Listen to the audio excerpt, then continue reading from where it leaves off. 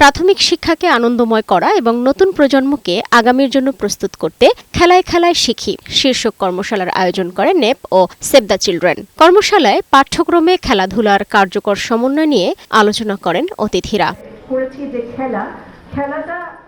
পাঠ্যক্রমে খেলাধুলার সংমিশ্রণ ও জবাবদিহিতা নিশ্চিতের কথা জানান প্রাথমিক ও গণশিক্ষা প্রতিমন্ত্রী। অন্যদিকে মাঠহীন স্কুলের কথা বিবেচনা করে প্রতিটি ইউনিয়নে খেলার মাঠ তৈরির আশ্বাস দেন ক্রীড়া প্রতিমন্ত্রী।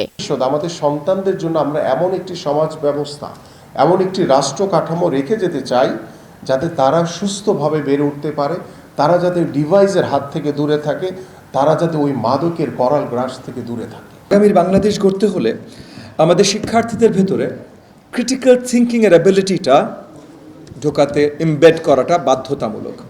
এবং এই ক্রিটিক্যাল থিঙ্কিং এবং প্রবলেম সলভিং যদি আমাদের শেখাতে হয়, তাহলে আসলে খেলার মাধ্যমেই শেখানোটা সবচেয়ে সহজতর এবং একমাত্র উপায় হয়তো এইভাবেই সম্ভব, অন্য কোনোভাবে ক্রিটিক্যাল থিঙ্কিং শেখানো সম্ভব না।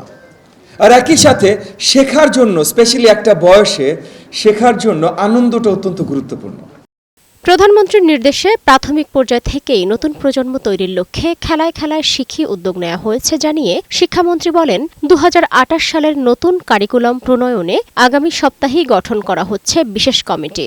পরে আমরা একটা জায়গায় এইবার তড়িঘড়ি করে শুরু করেছি, কিন্তু আগামীতে 1 থেকে শুরু হবে। আমরা কারিকুলাম এগুলো ইনক্লুড করব ২০২৮ থেকে।